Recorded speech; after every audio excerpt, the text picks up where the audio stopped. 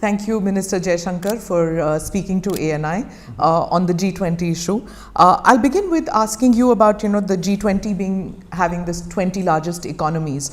And so will the New Delhi meeting reposition finance infrastructure frameworks to stimulate global growth, or like in the past, is it going to be for the growth of just a few? Well, first of all, Smita, good to talk to you. And as you can see, this is like the home stretch. Everything is getting ready. The negotiators are negotiating. The people who are trying to get the arrangements done are working at it. So it's really at this moment very, very focused time for us. But still, I think it's important people have a sense of what is going on. My reading right now of the G20 is that there are a whole lot of issues. Some are longer term structural, meaning that they've been discussed before, including at earlier G20s. Some are more emergent. They are issues of the last year, maybe the last 2-3 years, which have again come to head, whose stress impact on countries is very high. So you're going to get really a mix of issues that the world is looking at. And a lot of this, the burden is on the global south, on developing countries. One very important message for us is focus on the global south. But there is a larger context. The context is of a very turbulent global environment. The impact of the COVID, impact of the Ukraine conflict, issues like debt, which have carried on for some time, and by the way, climate disruptions, which are today affecting the economy as well. I'll come to global south because you spoke about that post BRICS also. Sure. I'll come on that, but first I'd like to ask about whether the fact that President Putin and President Xi are not going to be present at the New Delhi meet, has that cast a shadow on the summit? Not really. I mean, look, I think at different points of time in G20, there have been some presidents or prime ministers who, for whatever reason, have chosen not to come themselves. But that country and that country's position is obviously reflected by whoever is the representative on that occasion. So you had some occasions where you had a president or two, sometimes three, who have not themselves come. But I do think my sense from talking to the ministers certainly, and I know the Sherpas are in touch with each other. They are right now trying to hammer out the final document. I think everybody is coming with a great deal of seriousness. I mean, will it have an impact on the outcome of the meet? I would put it this way, that the issues are there.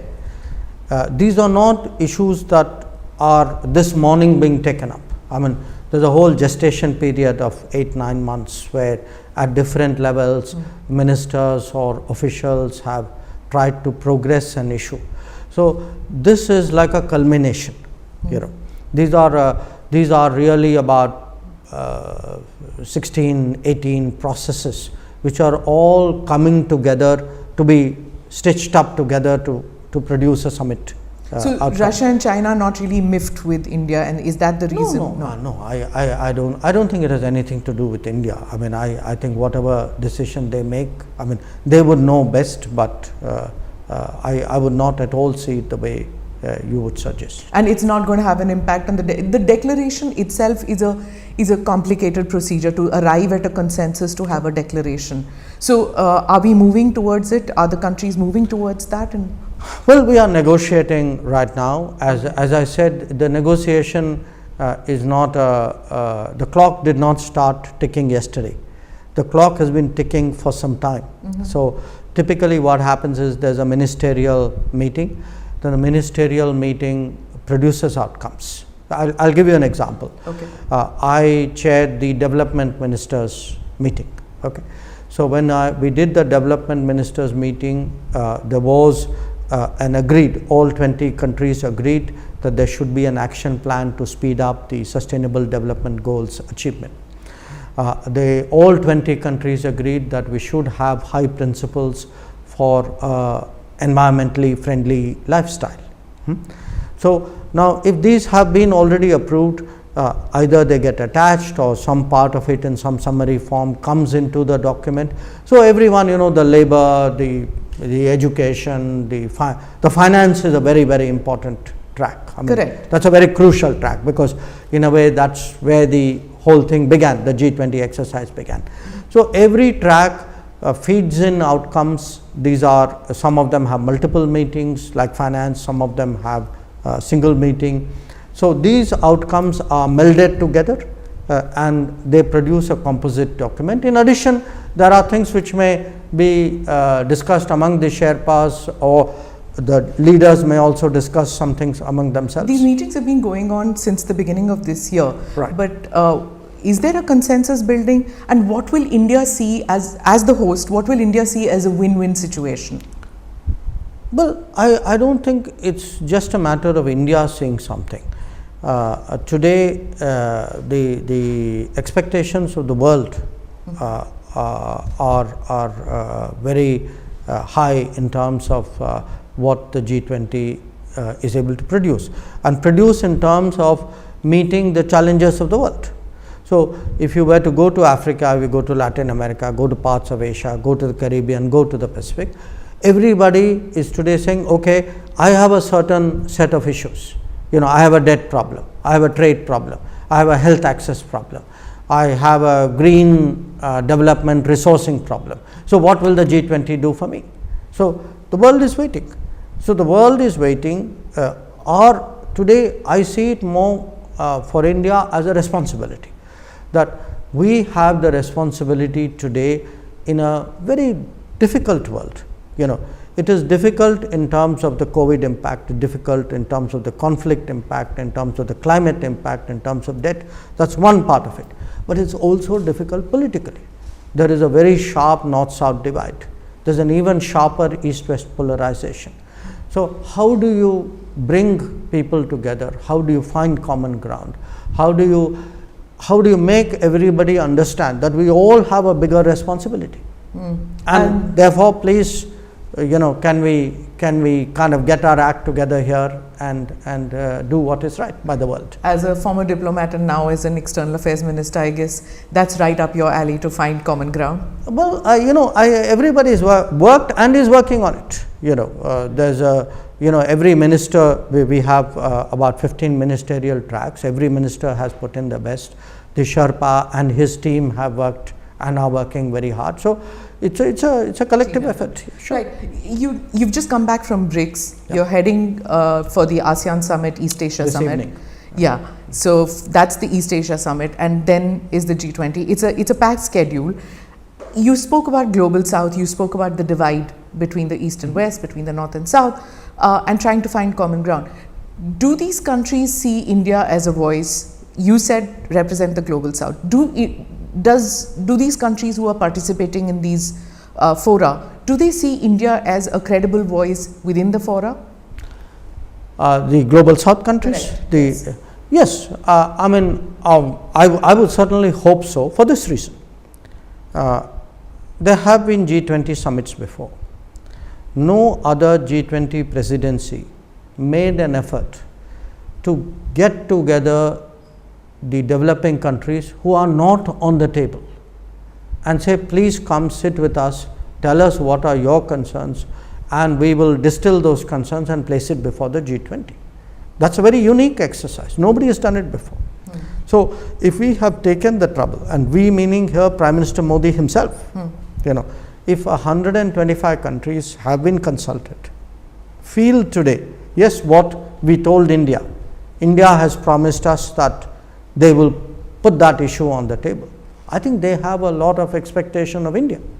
And as far as the rest of the G20 is concerned, they know that, look, we have always in G20, outside the G20, India has a reputation of being a very constructive player, someone who bridges divides, who kind of somewhere helps to fix problems. So there's a lot of goodwill that we have, and again, I stress to you, I am confident that every one of the G20 coming to Delhi will understand the responsibility that they bear, will understand today that the other 180 countries of the world are looking to them to set directions, and that they cannot afford to fail them.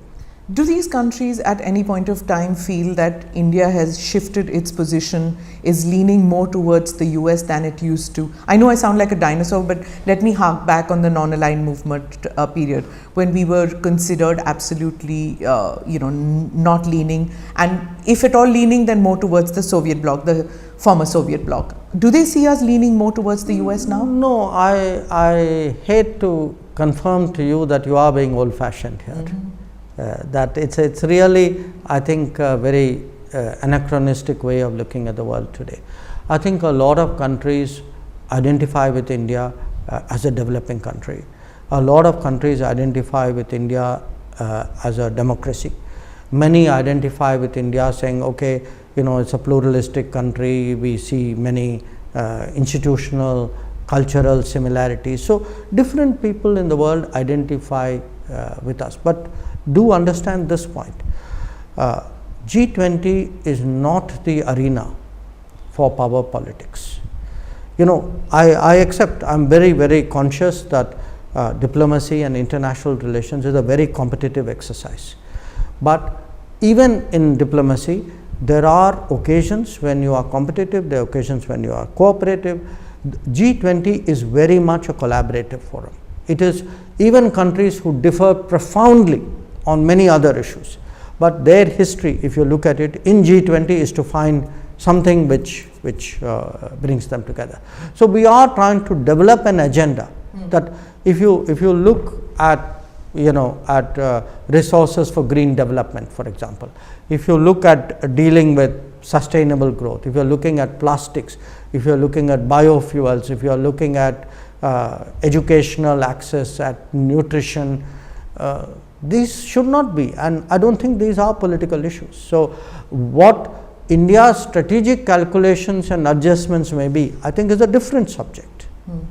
But I've covered G20s earlier, and whenever there's a summit meeting, the presence of the American president kind of overshadows the other heads of state, and it can be something very small like the cavalcade going, and then everybody is made to wait for the US president to go forward. So do you think that the fact that President Biden is going to be here for 3 days in India, is that going to impact on the other countries feeling that India as a host country is again paying too much attention? No, I just think you're going on a wrong track here.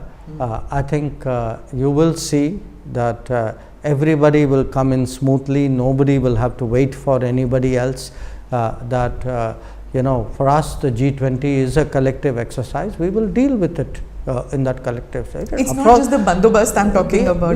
We are India, we are India, we know how to handle the world. Right. And believe me, especially in the last 10 years, we have shown how we can handle the world.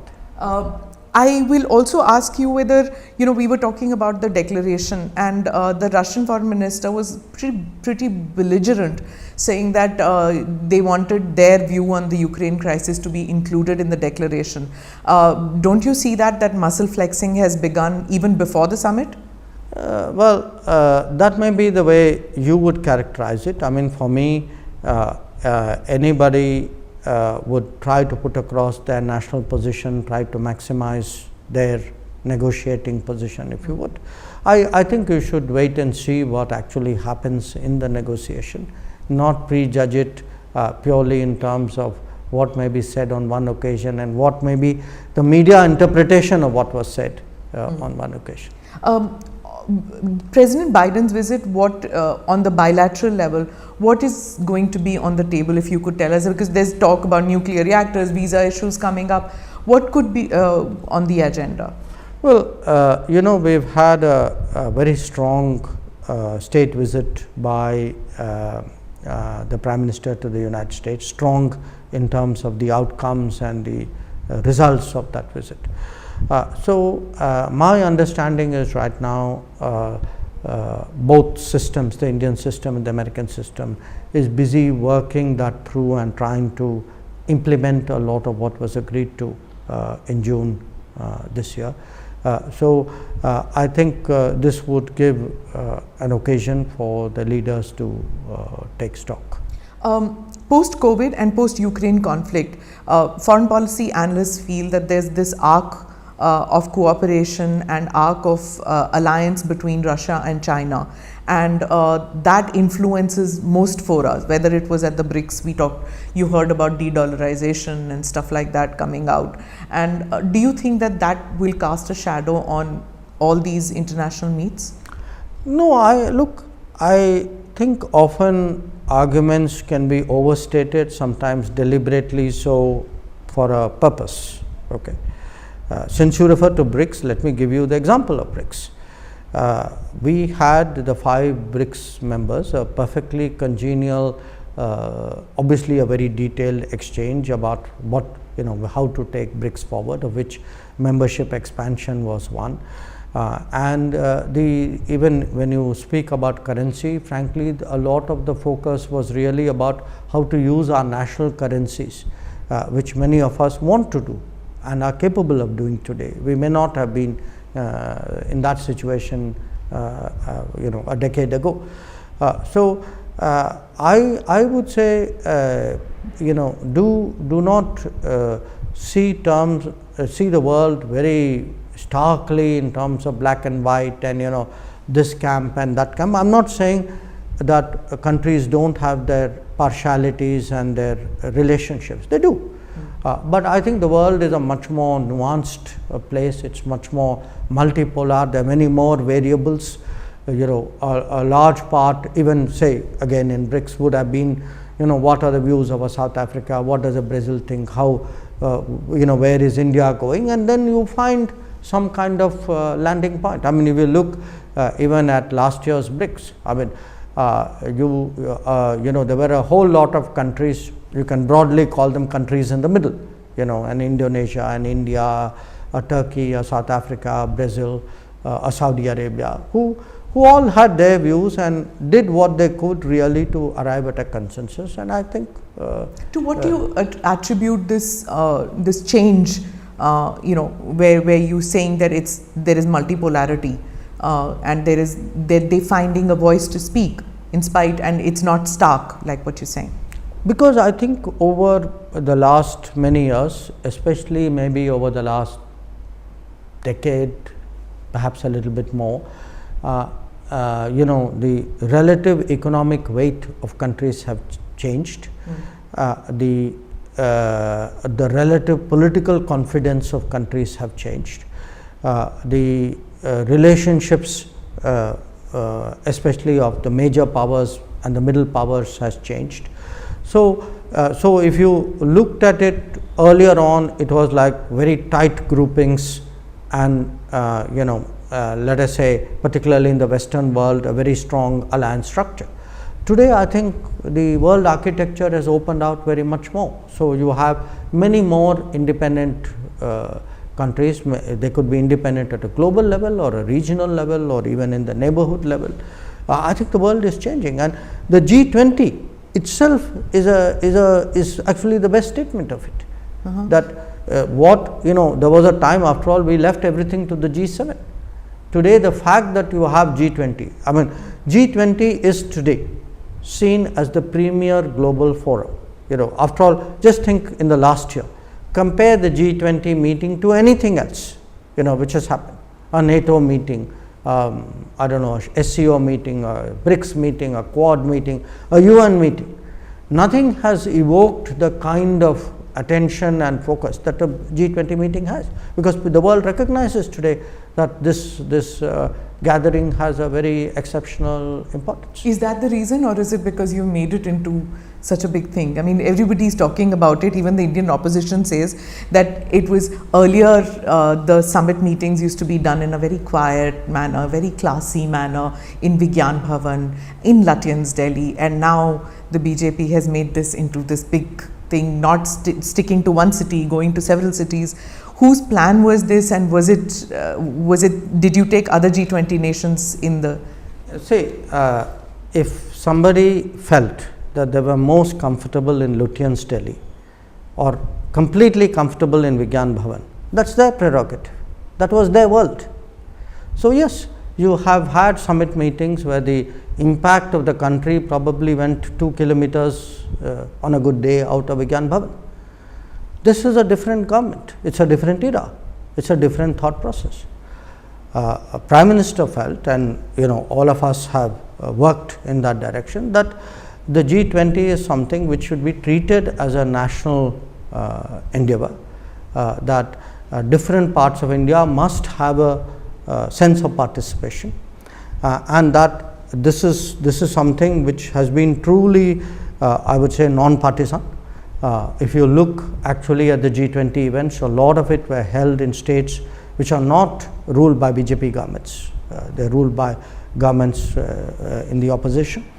And you can see the result. I mean, to me, one of the big pluses of the G20 is really how much more interested the people of India, especially the young people of India, have got in foreign policy. And they need it, because look, this is a globalized era. This is an era where the opportunities can be very global, where the problems also, as we saw during COVID, can be global. So we need to, as part of the transformation of India, we need to create a global awareness in this country, and I think the G20 has been very, very helpful in it. And for those who feel that we should be stuck in 1983, I mean, please, you are welcome to be stuck in 1983. I'm sorry, the country has moved on. We are in 2023.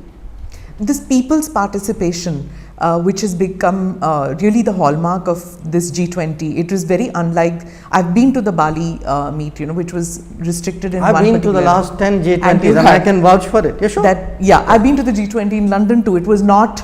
It wasn't everywhere. I didn't do that. That was the one President Obama was there. Right. So anyway, to get back to this, it's become a people's movement, and that's also the hallmark of the foreign policy initiatives that your government has taken, is taking it out of the corridors of Ministry of External Affairs to the people, demystifying foreign policy to a large extent. Is that a political need? Is that something that your government decided to do that? Why did you take G20 out? Two reasons. One, I think it's fundamentally a mindset. It's a mindset of the Prime Minister, it's a mindset of the BJP, it's a mindset of the government. And the mindset is a more democratic mindset, a mindset where you feel it should not be a small clique in one city which controls everything, so it is by me, for me, about me, which we felt was the way it has happened in the past.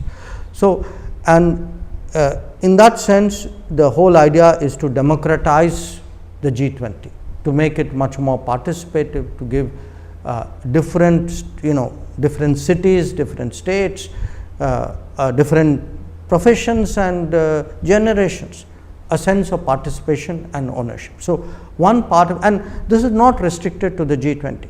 It is a larger mindset. I mean, it could be in terms of today how you elect or select your political leaders. It could be about how economic benefits and social benefits are given. It could be about educational access, health access. I think the country in the last 10 years has become much more democratized. It isn't in the capital, it isn't only in the metropolitan cities, it isn't only even in the big cities. You've taken it out. You've taken out anything good which has happened in this country has been taken out to the entirety of this country. So that is one reason. The other reason is what I told you, which is it's absolutely essential that today's India must develop sharper global awareness. Global awareness, because we do see, when Prime Minister speaks about Amrit Kal, that we have this 25 years where enormous possibilities are there before us, but those possibilities are realizable only when you understand the world. Right. So, India is occupying a prominent place at high tables, whether it was at BRICS, you're going to Jakarta there at the Asia Summit, and then at G20. By doing this, we are discussing issues for global issues, what matters to countries of the South and everywhere. But the opposition says that you have lost focus on our neighborhood. Even though you have a neighborhood first policy, relations with Pakistan has taken a downturn. China, you yourself said we have abnormal relations. Has focus shifted by us looking at the big picture? So why don't you ask people in Sri Lanka? What do they think about the neighborhood? Why don't you ask people in Bangladesh? Why don't you ask people in Bhutan and Nepal? Do they feel that today India is doing more? Is India more reliable? Is India more relevant? You will get a very different answer. Now, if somebody says that the proof of a good foreign policy is to carry on with Pakistan as though a big terrorist strike hasn't happened and that's par for the course, then I'm sorry, they have a different worldview. That's not the kind of neighborhood first policy that we are running. And at the G20, you will be speaking about the neighborhood too? No, the G20 is about global. Look, do understand, the G20 is not an international peace and security forum. Economic. The G20 is about global growth and development. So we will be taking a global economic sort of perspective. So now the latest issue about G20 is the invitation card which says Bharat and not India. Now that is the latest thing, that is G20 going to reposition India as Bharat and not India as India? No, India, that is Bharat. It is there in the constitution. Please, I would invite everybody to read it. So it's not something which is new, it is something which existed in the constitution, and so you didn't do, it's not a new roll of dice. No, I think when you say Bharat, in a sense a meaning and a understanding and a connotation that comes with it, and that is reflected in our constitution as well. Right. So in conclusion, I just want to ask you in one of the interviews recently, you said that when the Chandrayaan happened and you were in Johannesburg, there are people who came to the Prime Minister and said that what India has achieved is like our achievement too. So why do you think that happened? I would say it happened partly because we are able to evoke a very strong sense of global solidarity. That the feeling is in many ways that people empathize with us. They feel, okay, if we are doing well, somewhere it gives them satisfaction. They feel a connect with us. Why do they feel that connect with us? Maybe it's also our record. It was multiple leaders, because in fact I remember saying in public that Prime Minister actually had to walk the entire room because everybody stood up and wanted to shake hands with him and to congratulate him.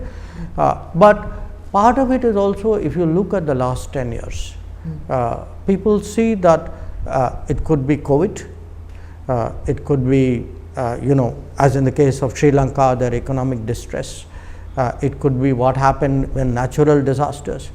That sense today that here is a country with a large heart, which is willing to put its capabilities forward. And I would say today, the fact that we have got the right balance between national interest and international responsibilities, that is one of the successes, I would say, of our foreign policy. That how do you actually get both, and the neighborhood is a very good example. That is a good example of our national interest, but it is also a very good example of how our neighbors have benefited from the prosperity and the capability of I hope I can interview you before the general elections, but just in conclusion, tell me, usually just before general election, the year before general elections, foreign policy goes to the back burner and everybody just kind of relaxes in the Ministry of External Affairs. But you are hosting the G20, you're going for the East Asia Summit, you've just done BRICS, the Prime Minister doesn't seem to be putting foreign policy on the back burner, and even a US presidential visit before their election, that itself is something which is not, we've not seen that before. Usually they just, like, it becomes domestic issues always, isn't it? So that's the point I've been trying to get across to you. It's a different world, it's a different India, it's a different Prime Minister, it's a different government. And that's why you have all that you say you haven't seen in the past. Right. Thank you so much, sir, for your time, and wishing you all the best for the G20. Thank you. Pleasure as always.